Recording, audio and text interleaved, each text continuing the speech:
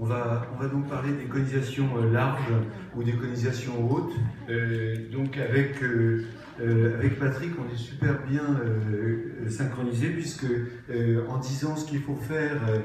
pour quel patiente il faut faire des petites conisations, il dit pratiquement pour lesquelles il ne faut pas faire de grandes conisations. C'est-à-dire qu'il ne faut pas faire de grandes conisations pour des patientes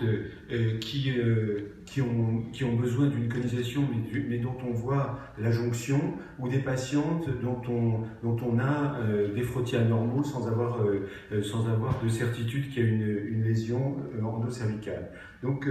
les grandes conisations, ça se discute comme on disait, donc les petites c'est moins de 10, les grandes c'est plus de 15, donc entre les deux c'est des conisations moyennes. Voilà, donc grande conisation, la longueur d'un coton-tige c'est 1 cm, donc c'est facile d'avoir toujours un instrument de mesure au bloc opératoire pour juger de la profondeur. Donc les grandes conisations actuellement,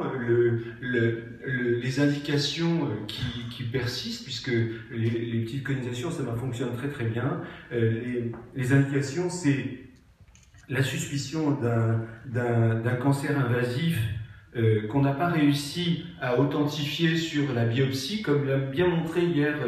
le professeur Bondry. Il y a un certain nombre de patientes pour lesquelles on n'arrive pas à avoir le diagnostic de cancer invasif sur la biopsie. Donc on est obligé dans ce cas-là, avant d'entamer des traitements radicaux, de faire une conisation.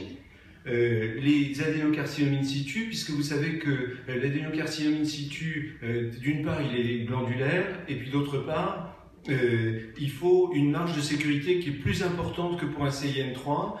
c'est-à-dire qu'avec un CIN3 on considère que si on est passé en dehors c'est bon, les marges sont saines. Pour un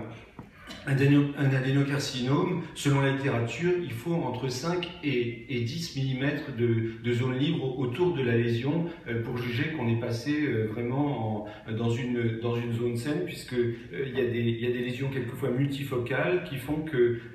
à moins de 5 mm, on ne peut pas du tout être certain qu'on n'a pas laissé un petit morceau à l'intérieur. Et enfin, la récidive du CIN de haut grade, vous avez un haut grade, vous faites une conisation, les marges sont saines ou pas, et vous avez l'impression que vous avez une lésion aussi située que vous n'avez pas réussi à atteindre. Donc ces indications sont des indications qui sont positives, et puis les indications négatives, c'est la suspicion